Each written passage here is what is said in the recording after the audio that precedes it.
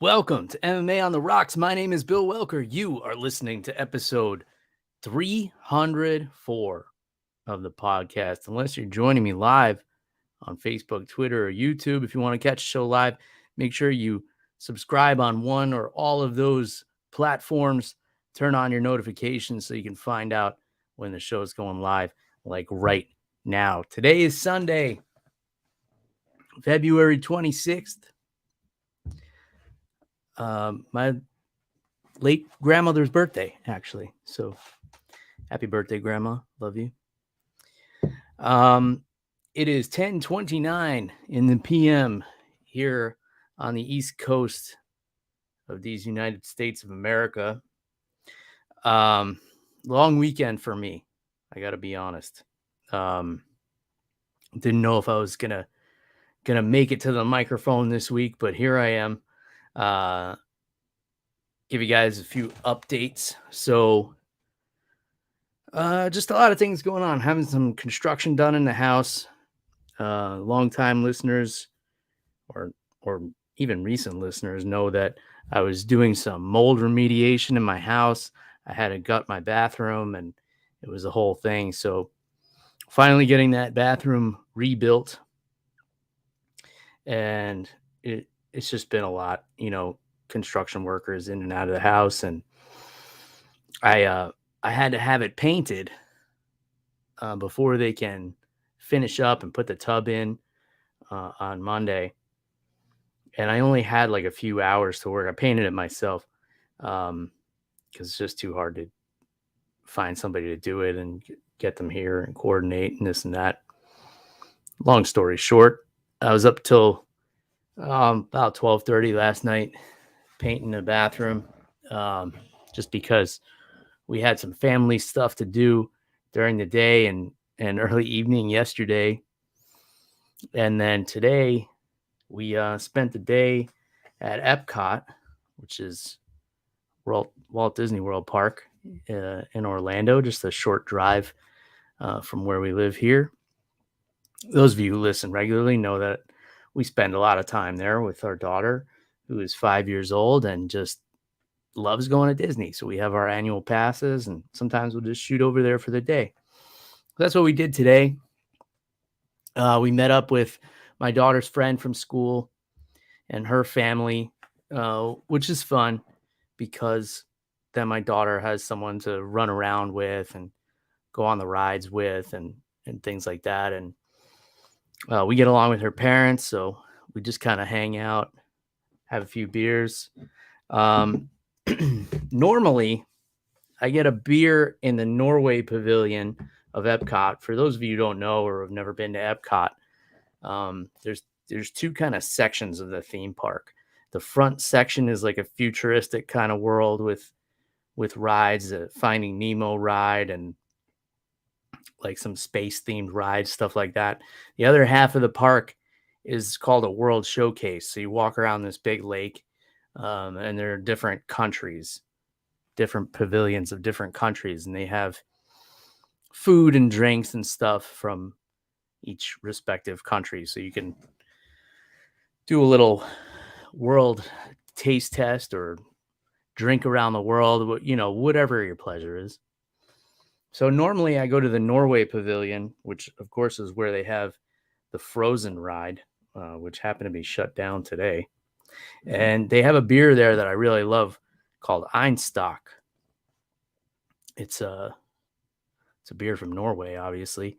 And I really like it. They didn't have it today, so I guess you could say it was out of stock. But anyway, they had they had two other beers, and one of them was called a Carlsberg, I want to say, and the other one is spelled AASS. Now they insist that this is pronounced Aus. I'm not familiar with the Norwegian language.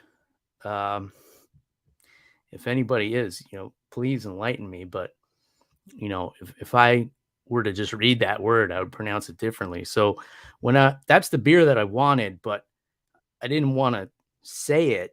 So I just asked the guy, I said, which of these beers is better? And without hesitation, he said, Aus. And I said, oh, all right, I'll have one of those, please. I'm glad I didn't order it in the way I would have pronounced it, because, that might have led to a situation. The guy might have gotten the wrong idea. Might have thought I was looking for something other than a beer, I don't want to be in that kind of situation at Disney World. It's the happiest place on earth, for crying out loud. Anyway, the Aus beer is a Pilsner, and I typically don't care for Pilsners very much. They just have like a bitterness that I don't really enjoy, but I was there already. I waited on the line, so I was like, I'm going to get something. I'm going to get me some Aus one way or another. I just wish they would spell it phonetically so you could like confidently order it, but typically not a fan of Pilsners, but it was good. It was a good beer. It didn't have that typical Pilsner like bitterness. I'm trying to think of a way to describe the flavor that I don't like in Pilsners. It just tastes like piss, kind of. This one didn't. This one tasted like Aus. Anyway, had the beer, went on some rides. Of course, I waited many hours before driving back home. Mark Fellows says freshly tapped Aus. I was tapping that Aus, my friend. All right. Yeah, so had a couple of drinks, but waited many hours. Lots of walking, lots of water before I drove home. Of course, got to be responsible. But the kids had a good time. We had some food, went on some rides. It was a good day, but woke up early to drive out there, and then got home around 10 o'clock. Luckily, it worked out that we changed the kiddo into her pajamas before we got in the car. She fell asleep on the way home.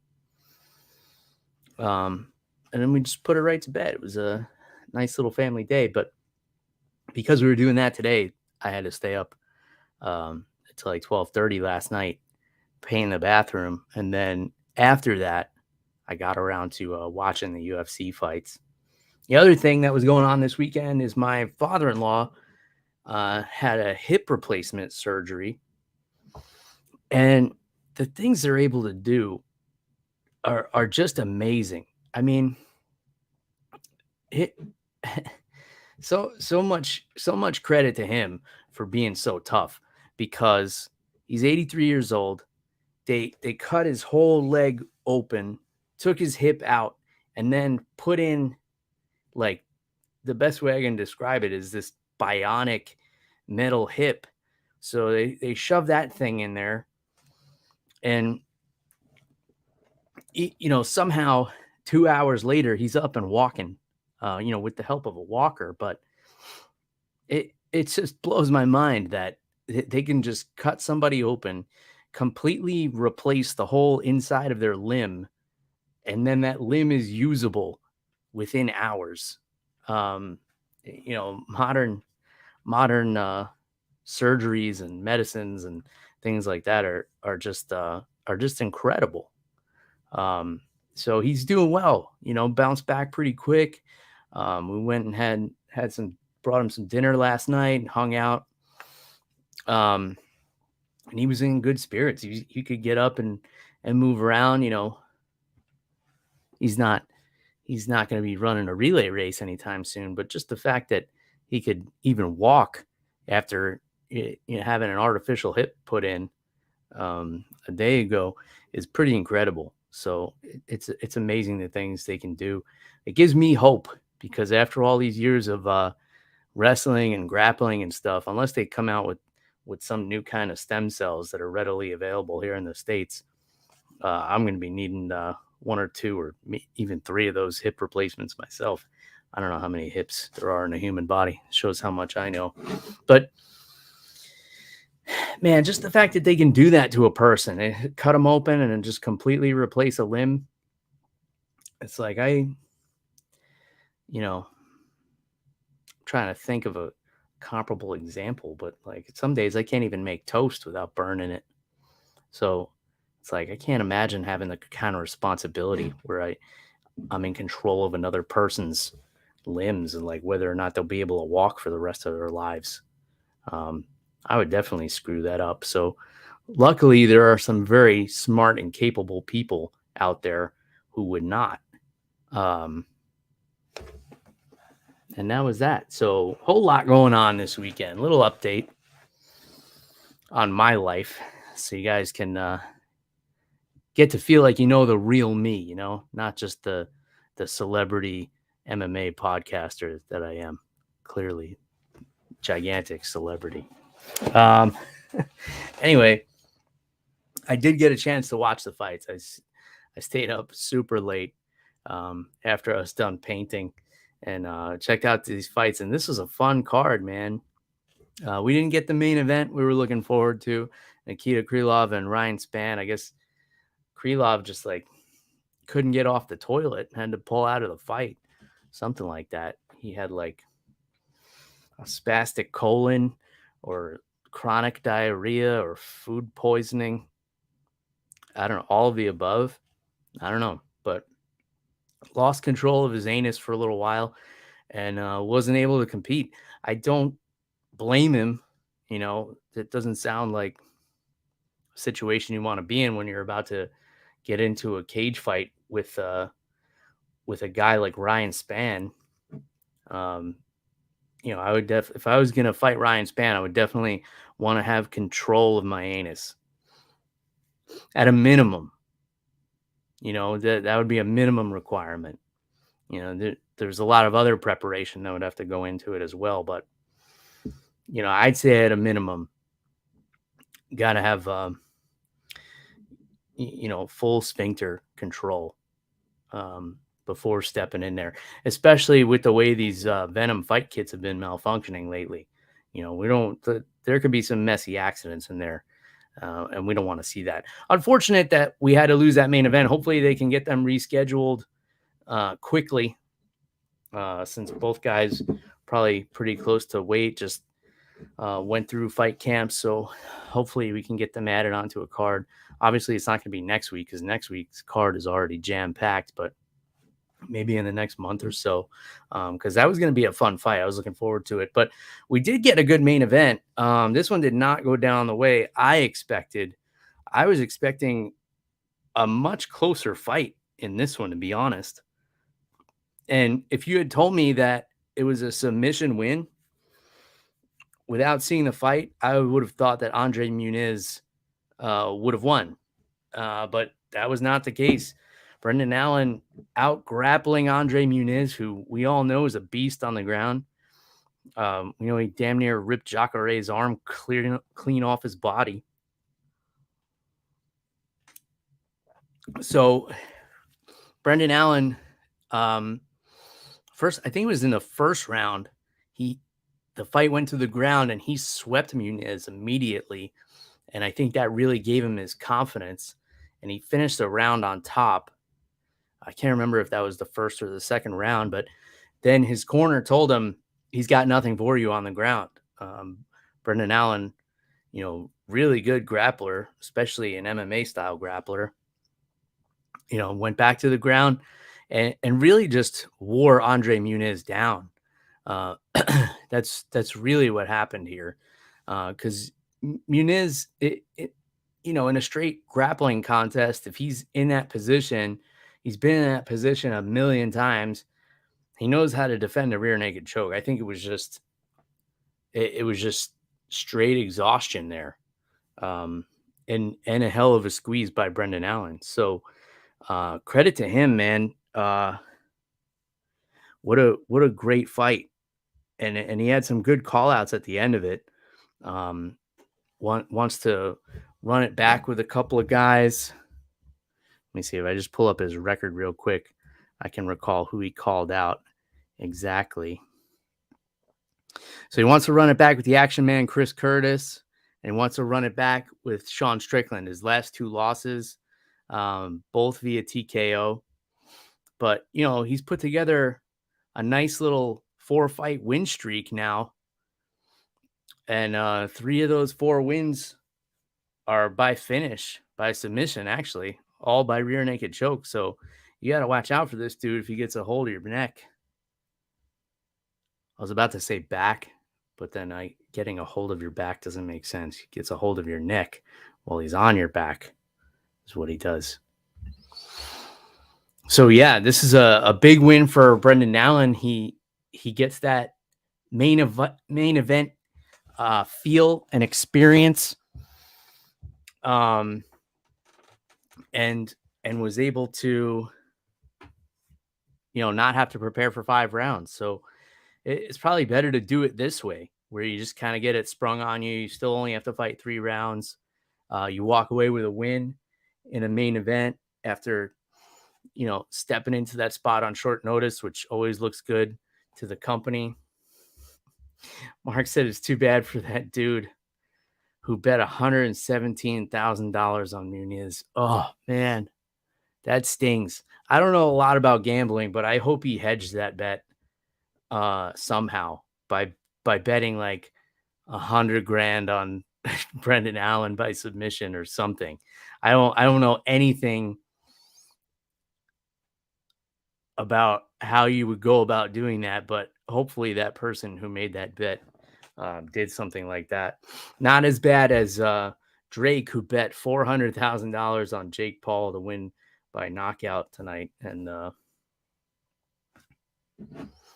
yeah, that didn't go well. We'll get into that a little later, maybe, if we have time. Rick Allen says, looking more like a caveman every stream with that beard, Bill. Congrats, Caveman Bill. Thank you. I'll take it. I don't mind being compared to a Neanderthal. I pretty much am on most days.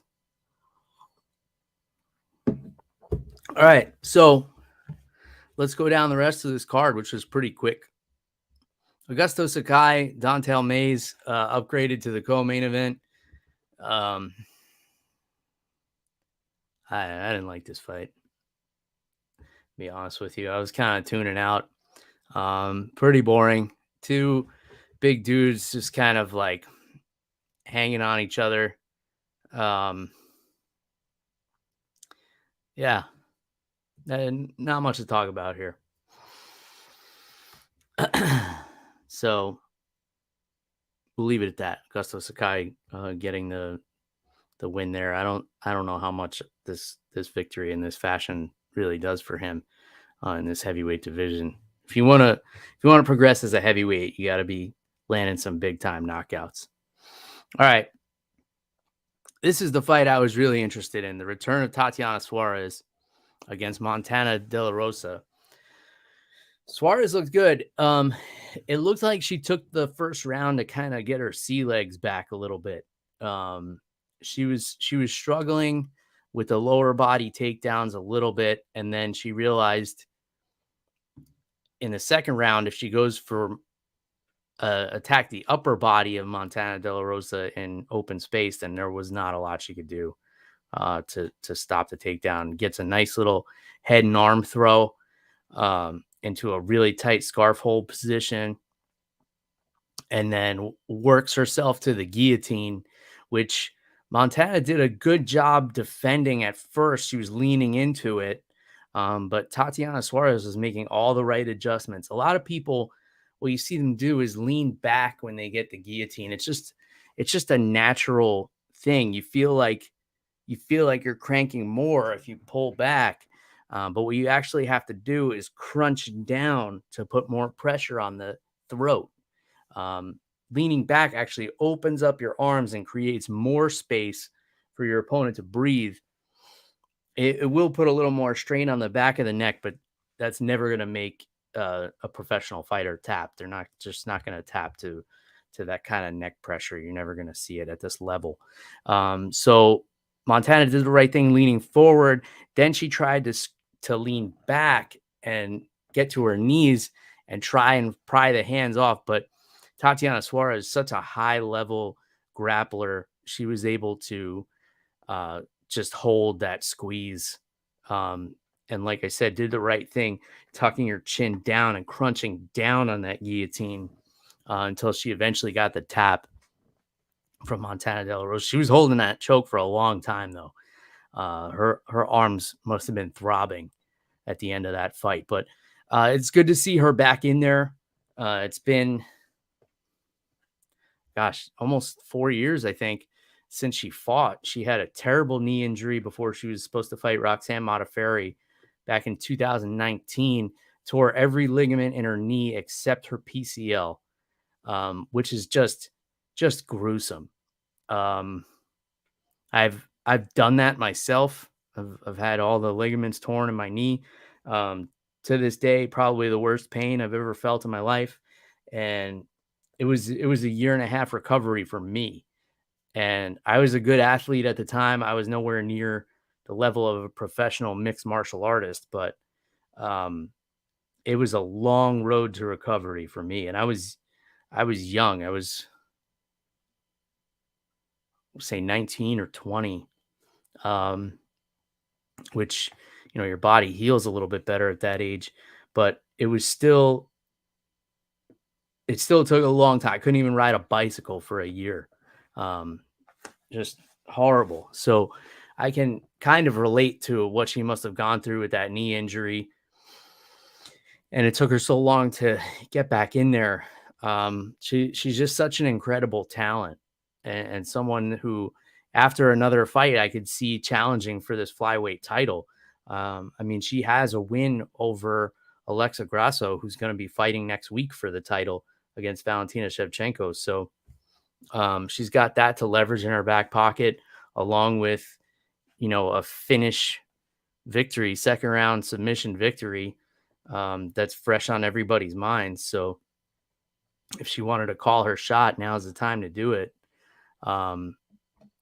Or if she really wants to take the express lane to a title shot, call out Erin Blanchfield. Because why not?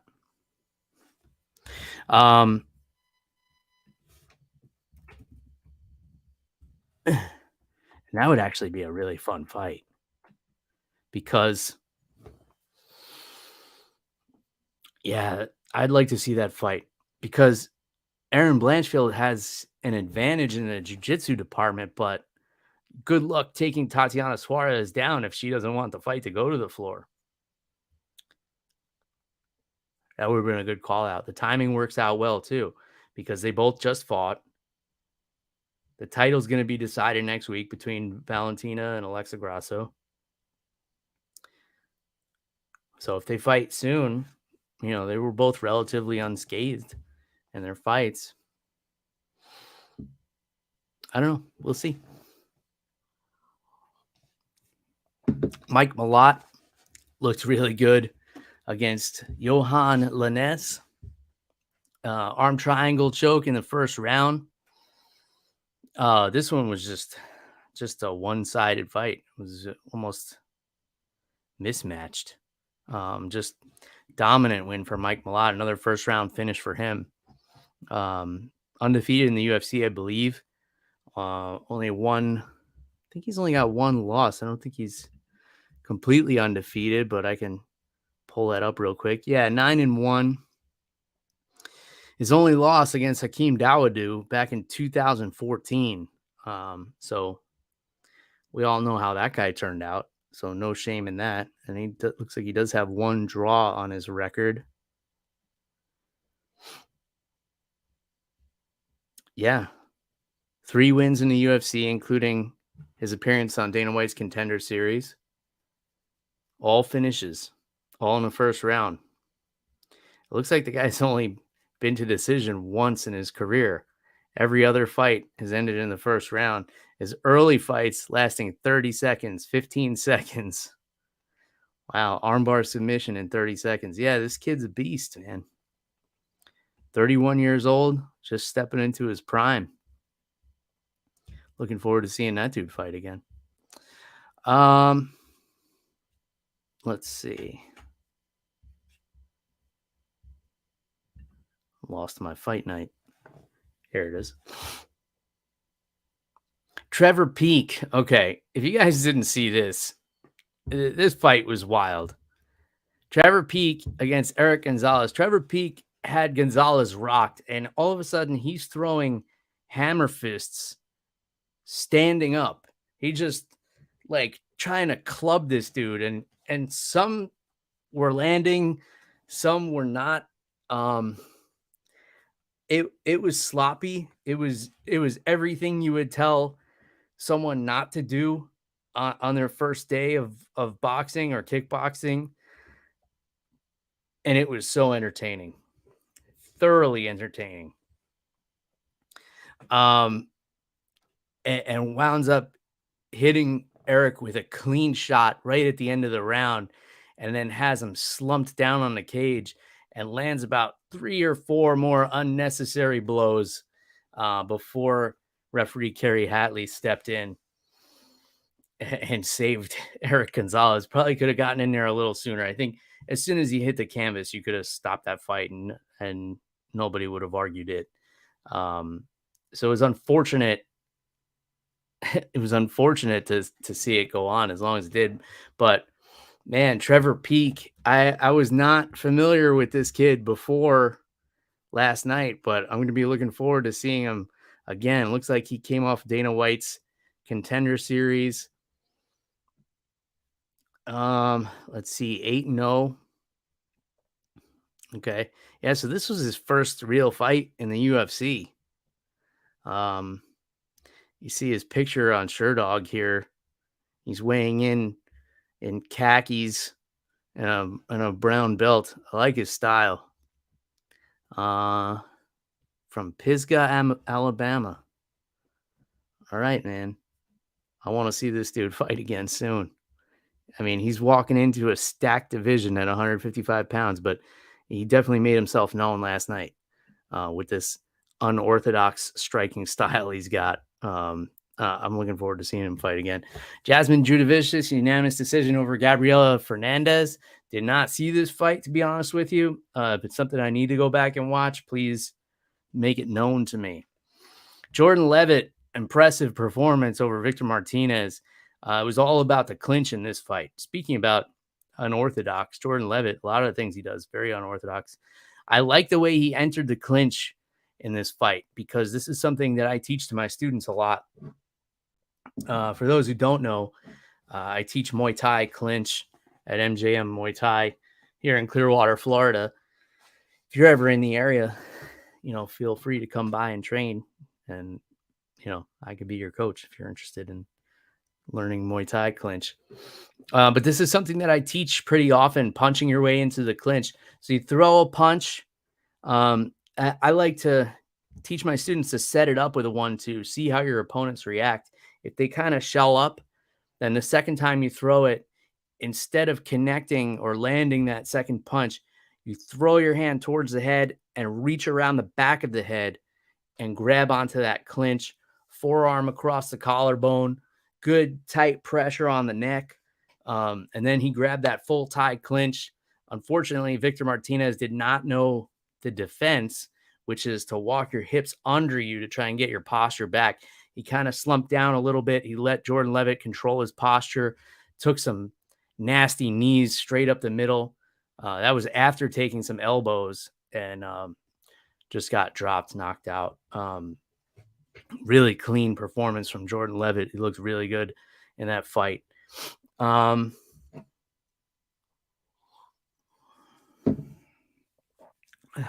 So, yeah, a couple of comments here. Lane 99 says, my favorite MMA show. Thanks for getting back in the saddle. Going to listen from the start. Well, cheers to you, Lane. Appreciate you listening. Mark Fellows talking about the Trevor Peak fight. The ref enjoyed it too, didn't want to stop it. I imagine that's got to happen. You have to have moments as a referee where you're like, holy shit, I can't believe what I'm watching. This guy is actually like throwing standing hammer fists. Oh yeah, I'm working. I imagine that's gotta be a factor if you're refereeing. Refereeing is one of the only things I've never done in fighting, and I would like to at some point. referee fight. Rick Allen says, Bill, who are you kidding? You couldn't punch your way out of a paper bag. That may be true on some days, my friend. That may be true. You know, I had my day. That day is not the day. Ode Osbourne split decision over Charles Johnson. Did not catch this fight either. From the fight stats, it looked like Charles Johnson landed more strikes, but Ode Osbourne landed more takedowns. So I'm guessing that's what won him the decision. This one was 130-pound catch weight. So I'm wondering if one of these guys missed weight. Joe Selecki grappling clinic over Carl Deaton. Selecki's good on the ground, man. Let me pull up his record real quick. He got to the back, and right away, like as he put his hooks in, he had the choke sunk in, which is the way you have to do it in the UFC. Unless you have a case like Andre Muniz where the fighter is like completely exhausted, you're not going to be able to just get your hooks and get settled on the back and then start working a choke. It's just too difficult, especially with those 4-ounce gloves. They make it really hard to get a rear naked choke in successfully. So I like that Selecki put the choke in right as he got on the back. He used the modified grip, which is you grab your hands and then your non-choking forearm is right on the shoulder blade of your opponent. Instead of trying to snake that hand behind the head, which can be difficult with the gloves, I much prefer the modified grip. Some people feel like you can't get a tight enough squeeze. I think they're just doing it wrong, personally. I think it's harder to defend because you can't really break the grip because you can't reach the hands with the modified grip. So yeah, I liked everything about this finish. And I just want to pull up Joe Selecki's record real quick. Take a look at what this young man has been up to. All right, 2 wins in a row. Before that, split decision loss to Jared Gordon. Yeah, but the problem is this weight class, because he has this great performance at lightweight, but then it's so early on the card. And then later on, you have these 2 great knockouts by these lightweights, Jordan Leavitt and Trevor Peek. So you get kind of overshadowed. You get lost in the shuffle, even with such an outstanding finish. And he did it with 5 seconds left in the round, put Carl Deaton unconscious. Just a great performance by Joe Selecki. So I didn't see his post-fight interview or anything like that. So hopefully he made a good call out for himself to try and get himself a good fight, get himself on the main card of a fight night. Definitely deserving of that. So yeah, let's see. I didn't watch any of the interviews or anything. I watched all these fights with the sound off and just fast forwarded through everything because I was up so late. So I just wanted to just watch the actual fights instead of all the stuff in between. So if I missed anything of importance, like any good call outs or anything like that, any good post-fight speeches, let me know. Yeah, good little fight night card. Short night, 10 fights. I like this kind of card personally. Sometimes you get into 14, 15, 16 fights. It's like, all right, I've been watching MMA for 7 hours now. Is the main event on yet? It gets to be that way, which is pretty much what we're looking at next week. 14 fights on this card, but man, who's not looking forward to this card? This card, this is the kind of card I don't mind staying up late for. We got so much going on here. Of course, the return of Jon Jones after, 3 years since he fought Dominic Reyes? And just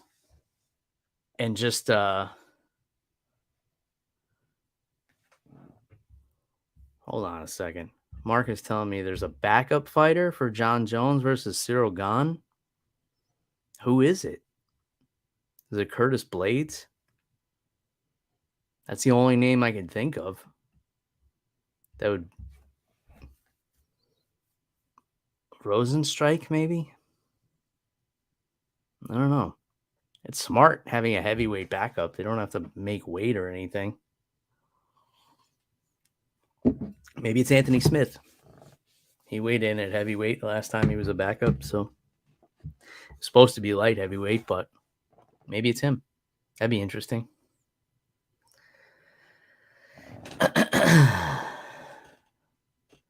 Let's see. Where to begin here? I mean, it's going to be interesting to see how Jon Jones moves with all that extra weight. Everything that's coming out of the camps he trains with at Jackson Wink and with Henry Cejudo, it seems to be this is the best Jon Jones they've seen.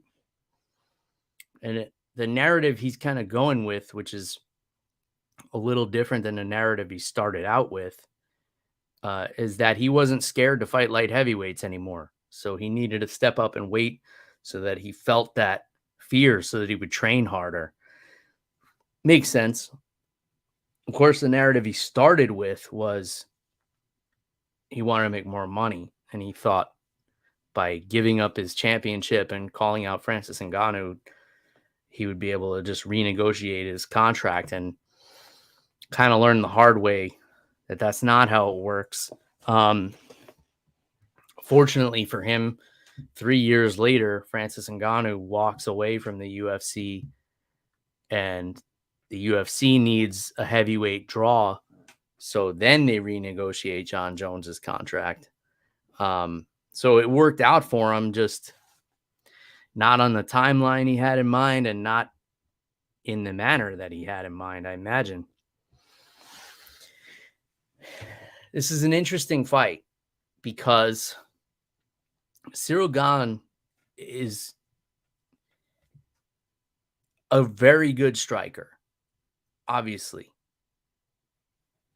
You know, he got Francis Ngannou to the point where Ngannou wanted to take him down, and did. Ngannou's bigger than Jon Jones, which is why he was able to close the distance and smother Ciryl Gane a little bit and get to those takedowns. That's one way to look at it. Another way to look at it is that if Francis Ngannou took you down,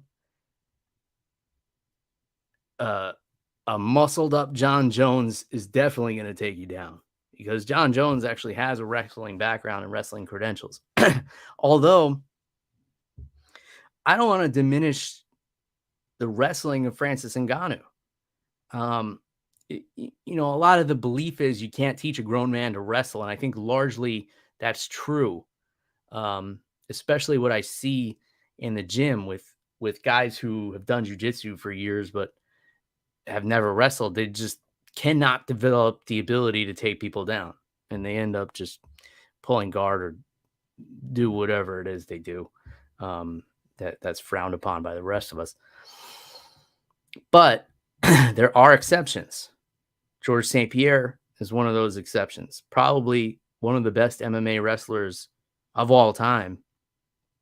Didn't have a wrestling background.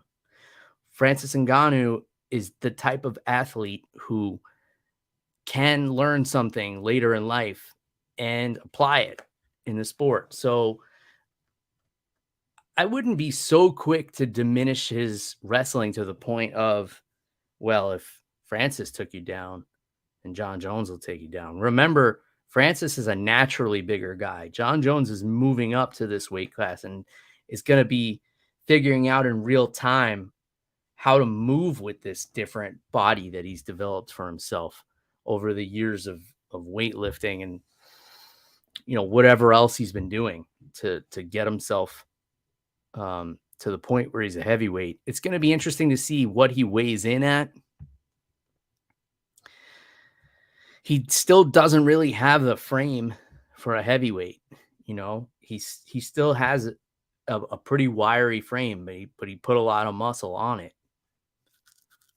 It's going to be very telling when we see these two face off, and see the size of them when they're standing right next to each other. That's going to be interesting.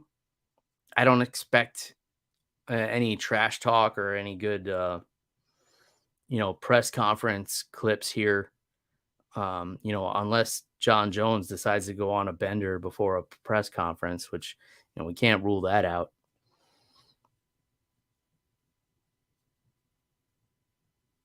I mean, if you're looking at skills, if you're talking about pound for pound, if pound for pound is a real thing, Jon Jones is better everywhere.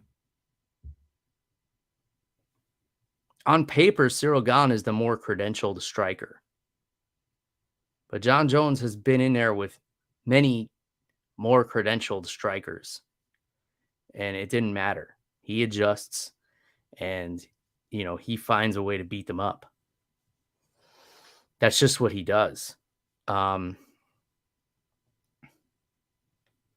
still believe that Jon Jones is the greatest fighter we've ever seen.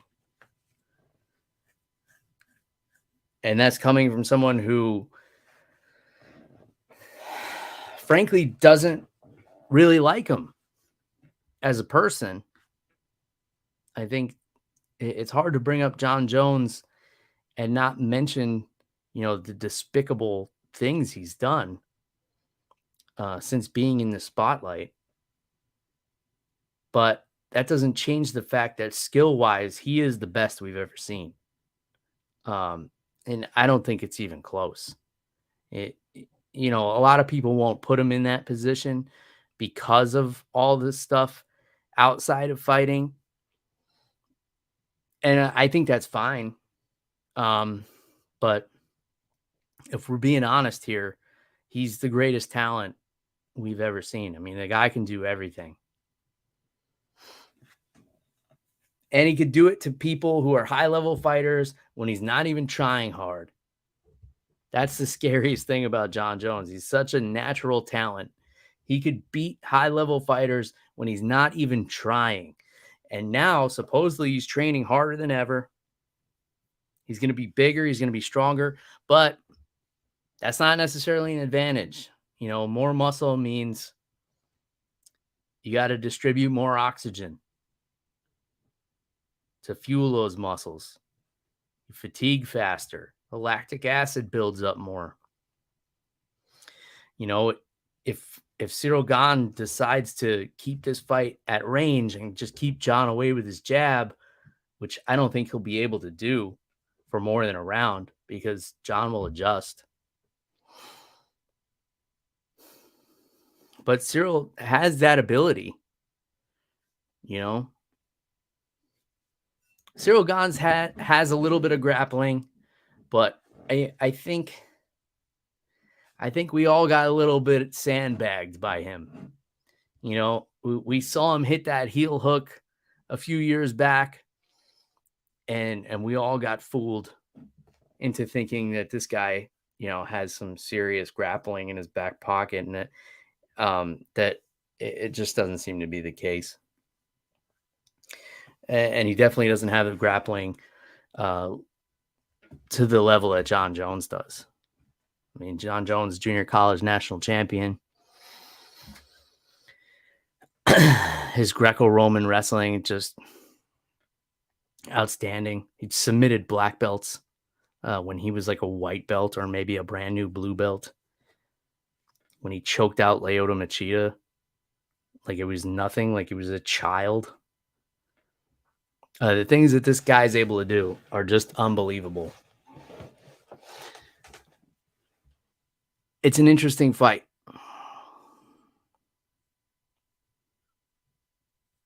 It's going to be a boring fight if Ciryl Gane has his way.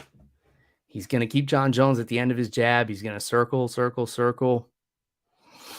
He's going to pick his shots and hope that Jon gets tired over 5 rounds, which is possible. We've seen Jon get tired in fights at light heavyweight when he wasn't carrying as much weight. I'm interested, though. I'm all in on this one. So I'll be tuning in. I'm not going to tell you what to do with your money, but if you are doing something with it, please share it with me. Let me know in the comments or message me on social media if you're gambling on this fight. I'm interested to know what the gamblers are doing here. And then the co-main event that I didn't realize was happening until like halfway through the podcast 2 weeks ago when I was talking about what Erin Blanchfield should do next. Valentina Shevchenko putting it on the line against Alexa Grasso. I mean, this could be, Alexa Grasso could pull off like one of the biggest underdog upsets of all time. She's riding a 4-fight win streak. But I mean, I'm not a gambling man.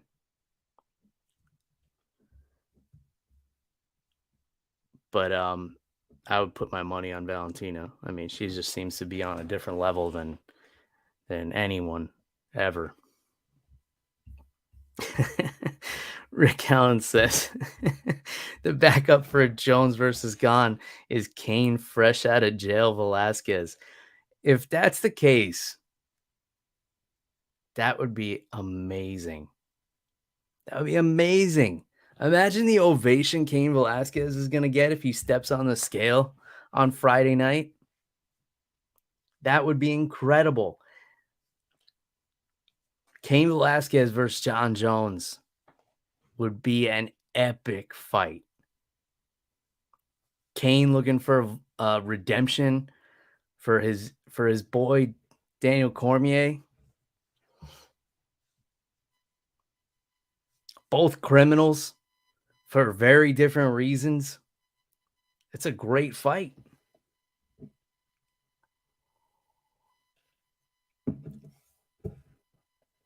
Man, I just got excited for that one. Imagine Cain weighs in on Friday night. All right, here's a fight nobody's talking about. And I don't know why, because this fight is going to be crazy. Jeff Neal and Shavkat Rakhmonov.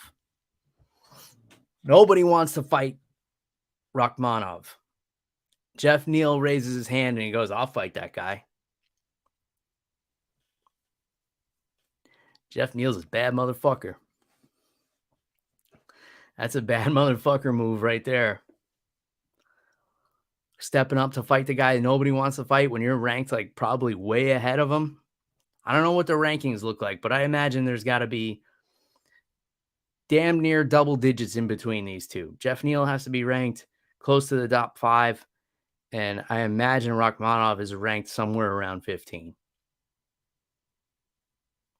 If I'm wrong, it's only by a few digits.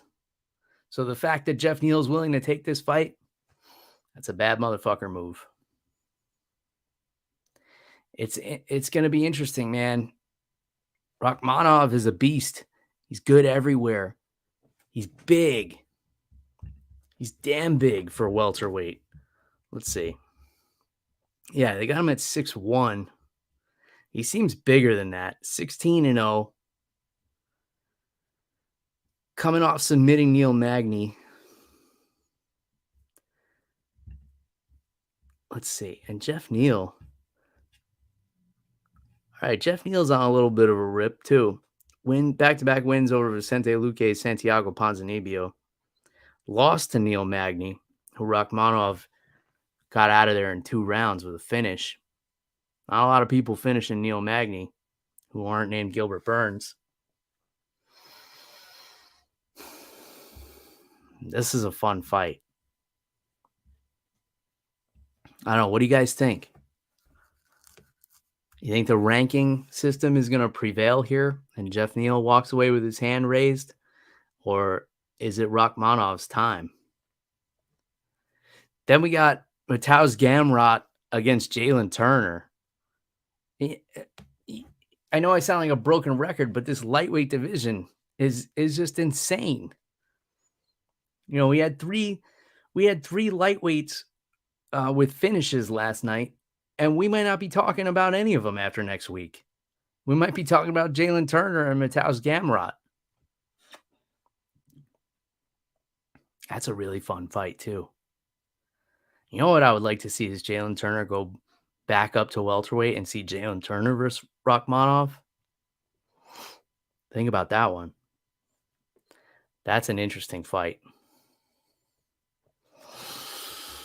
Let's see. Then we got Bo Nickel, which I believe this is going to be his UFC debut, right? He had 2 Contender Series fights, and they were that he just demolished guys. And they were like, all right, I guess we got to let you in the UFC, even though you have 3 fights. Bo Nickel, for those who don't know, an outstanding wrestler, collegiate wrestler.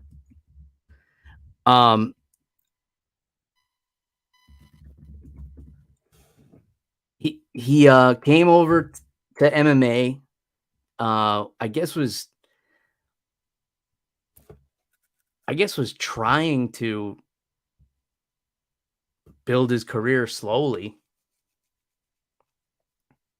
But NCAA All-American, national champion at, where did Bo Nickel wrestle? If anybody could let me know. For some reason, it's escaping me right now, and it's bothering me, so I'm going to look it up. Penn State. Of course, he went to Penn State. I don't know why I couldn't remember that right now. Only one of the top wrestling schools there is. It's late, guys. Give me a break. Like 11:30 here. A long weekend. Been at Disney World all day. Give me a pass now and then when I can't remember stuff. All right, so he's getting in there with Jamie Pickett, who is a lot more experienced.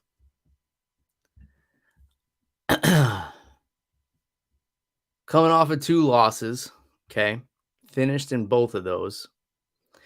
Jamie Pickett's fighting for his job here against a guy in Bo Nickel who the UFC didn't really want to sign. Nobody really wants to fight him because the guy's, he's only got 3 fights, but he's a fucking problem. Make no mistake. He's a serious problem. So Jamie Pickett has lost 4 of his last 6 fights. He's definitely fighting for his job here against a guy who's just an absolute monster. Grappled Gordon Ryan, suplexed the shit out of him. I don't know if any of you guys saw that. Got submitted, but still a nice suplex.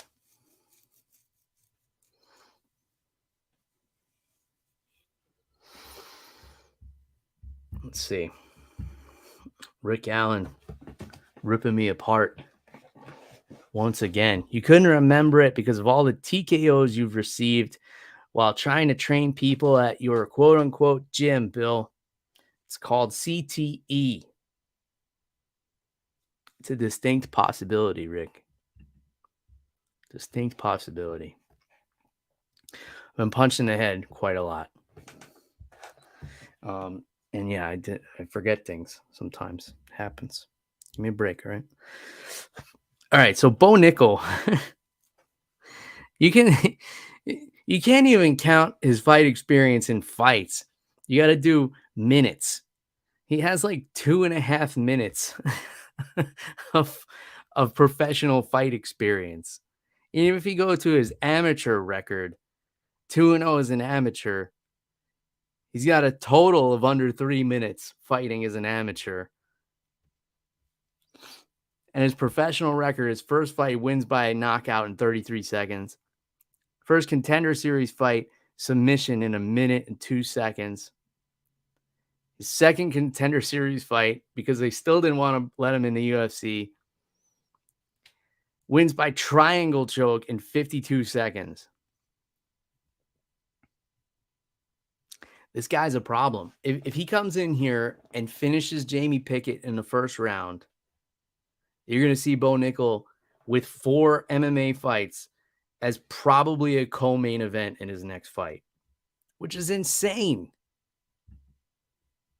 Who else has been fast-tracked this fast? Like, if what I just projected for you comes true, Bo Nickel wins in the first round, he becomes a co-main event in his next fight. His second fight in the UFC, co-main event. Who's been fast-tracked like that other than Brock Lesnar? Another NCAA All-American, but let's be real. The real reason Brock Lesnar was fast-tracked is because he was a spectacle, WWE superstar, et cetera, et cetera. It didn't have as much to do with his NCAA experience. But that's the case we're seeing with Bo Nickel. Main card of a pay-per-view, I believe, right? 1, 2, 3, 4, 5. Yeah, looks like the first fight on the main card. So he wins this in the first round. They got to move him up to a co-main event. But who's going to take that fight? If it's a co-main event, it's got to be like another known guy. What known guy is going to want to fight a guy on his 5th fight? Imagine you've been busting your ass for years to get that number next to your name. You got 25 fights or whatever it is. Here comes a guy who's 4-0. You got to put everything on the line against him. Doesn't sound like a great deal. I don't know who wants to take that deal. All the middleweights have to, that like 1 through 15 have to be hoping this guy loses. You know, he's already looking at Alex Pereira. I don't know. Maybe he's looking through Jamie Pickett. And that could be a downfall. You know,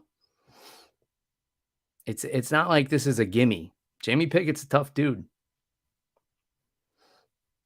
I'd be interested to see the odds on this one. I imagine Bo Nickel's got to be a big favorite. So we'll see. We'll see what happens. Cody Garbrandt fighting for some reason against Trevin Jones. The last time Cody Garbrandt was in there, wasn't even aware he was still fighting. All right, so December 2021. So over 2 years ago since we've seen Cody Garbrandt. I mean, hopefully that's been enough time for him to heal up, because he's taken 1, 2, 3, 4, 5 knockout losses in his last 7 fights. 6 fights. Which is crazy, because if you think back, the Cody Garbrandt that we saw beat Dominic Cruz, that Cody Garbrandt on that night is one of the best fighters we've ever seen. That performance was amazing. Then he ran into EPO Dillashaw, and it was all downhill from there, man. Oh, my producer by proxy, Mark Fellows, has the odds on Bo Nickel. Bo Nickel is a minus 1,800. Damn. Minus 1,800 favorite. That means you got to bet $1,800 on Bo Nickel to win $100. I think that's what it means. I'm not too good with gambling. Jamie Pickett plus 900. So if you bet $100 on Jamie Pickett, you could win $900.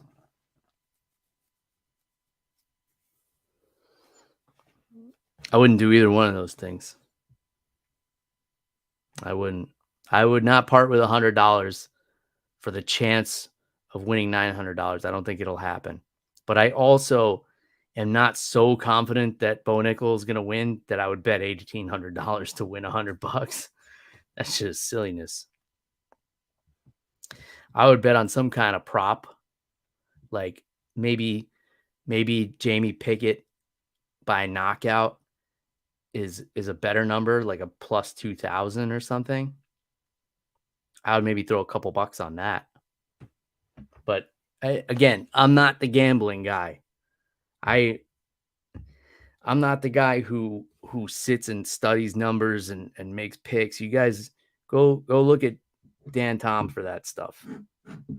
He's the guru on things like that. He'll tell you what to do with your money. Not me. I mean, I bet on fights occasionally. I've probably told you guys this before. I have like $200 I put in an account, and it goes up and down. And occasionally, if I have a good feeling, I'll throw some money on a fight. I won some pretty good coin on Alex Pereira by 5th round knockout against Adesanya.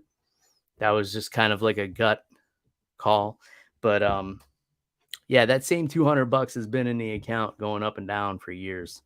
So I'm not the guy that makes a living on this.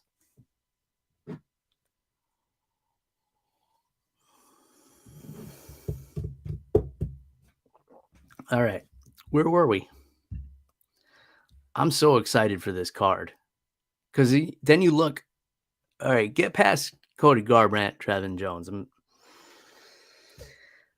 not really looking forward to that one. I'm hoping, Cody's coming back revitalized after 2+ years off, but I'm not feeling great about it. I don't know if I necessarily want to see that fight. All right, Derek Brunson and Dricus du Plessis.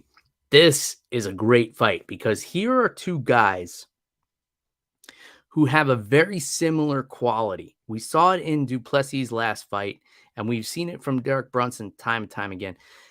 And this is a Derek Brunson who fights smart and fights patiently. And the quality these two guys both have is they can be completely exhausted, gas tank on empty, and still push to control the fight, which is a very undervalued skill to have. If you were going to build a fighter from scratch, that's the one quality I would start with. Anything else you can teach. You can teach the punches and the kicks and the takedowns and the clinch and the submissions. You can teach that to anybody.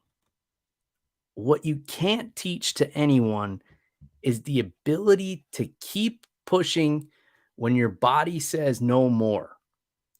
And that's the ability these two guys have. Derek Brunson and Dricus du Plessis.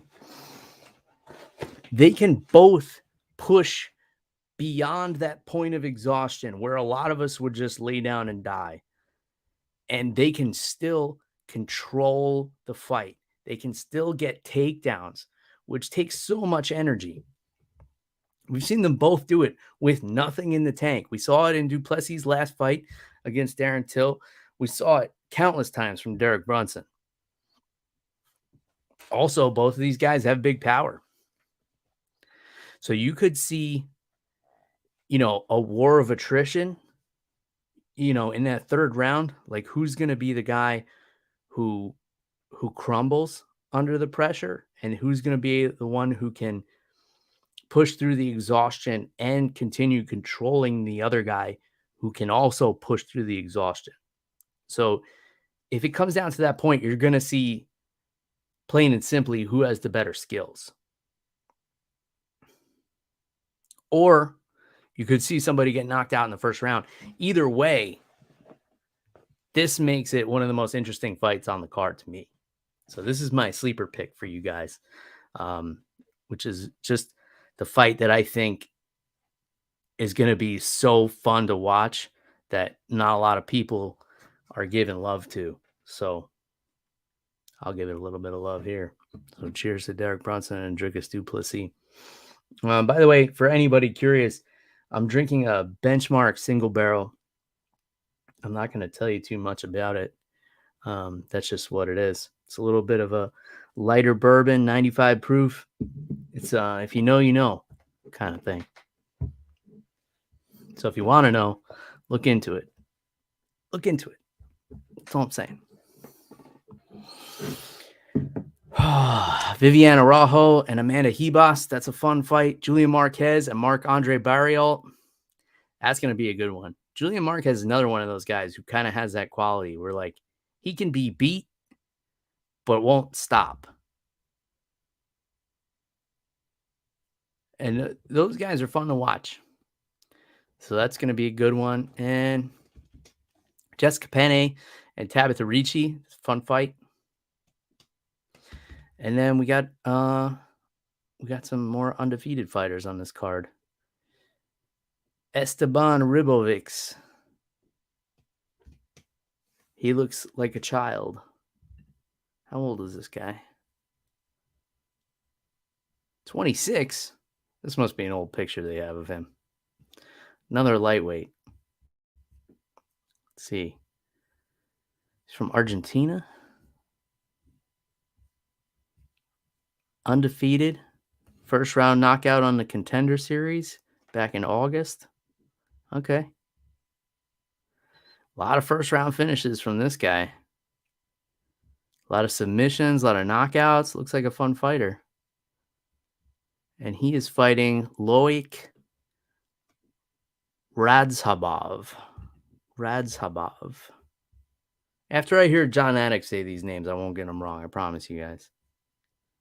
I'll lean on him to do all the hard work. He gets to hear the tapes of how the fighters pronounce their names and stuff like that.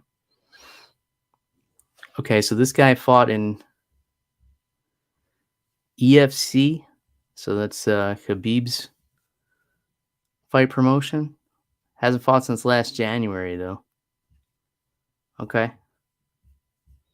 I'm here for this fight. Guys, I'm here for this whole card, top to bottom. Not this one. That one happened already. Where are we? UFC 285. All right. Incredible. So excited for this card. I haven't been this excited for a card in a while. Man, so many great fights.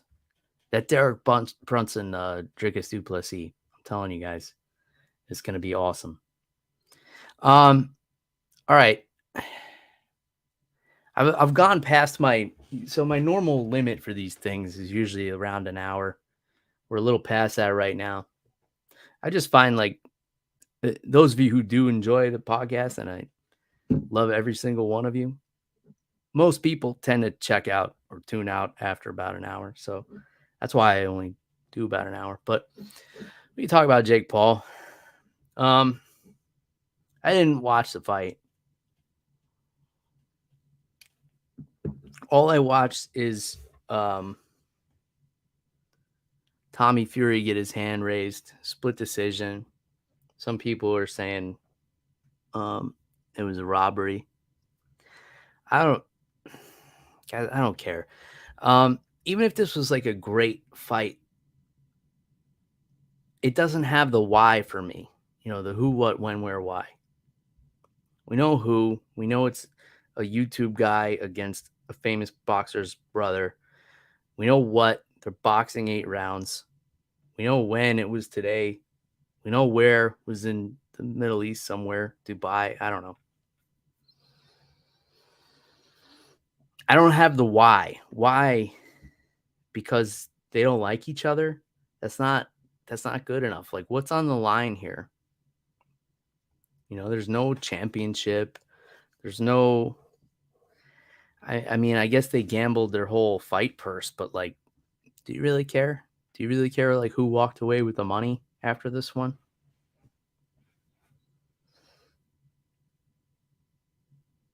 The other Jake Paul fights, I could see why it was interesting. All right, he's fighting former MMA legends. Like this one, yeah, I guess you can make the case like he's actually fighting a guy who has boxed.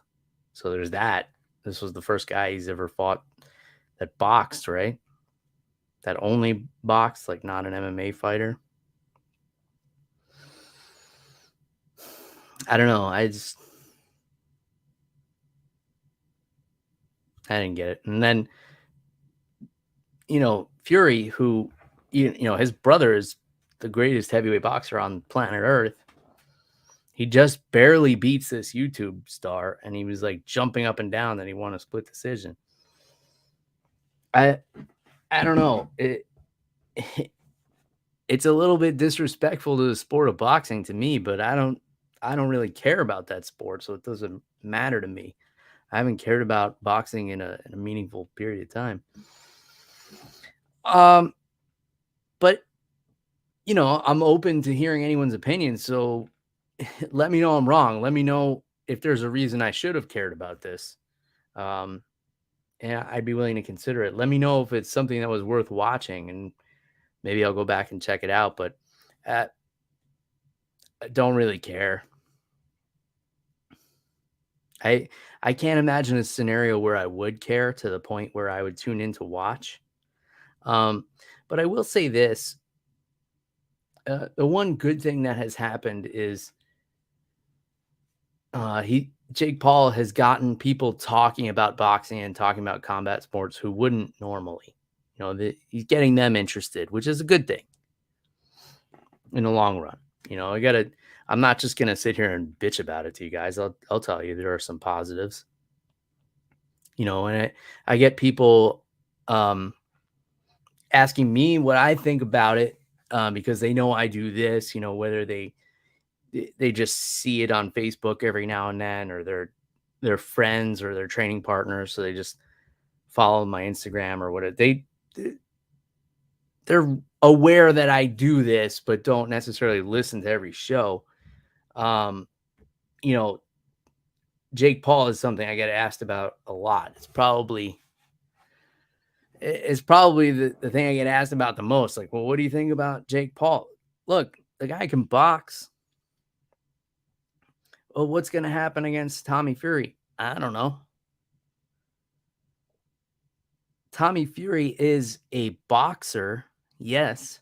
He's not an elite boxer, which I think a lot of people who don't follow the sport would assume because of who his brother is. He comes from that family, but he took more of like a social media influencer route, which I don't fault the guy for doing. He's making a good living for himself, and he's an undefeated boxer. Yes. But if you look at the records of the guys he's beaten, their combined record is like 17 and 170 losses, something in that vicinity. Feel free to correct me on that. I'm thinking I'm just pulling numbers out of thin air here, but I think I'm close. So again, I don't have the why. Like, why should I care about this? And I guess the only answer I can come up with is because a lot of people who don't normally care about combat sports are interested in this.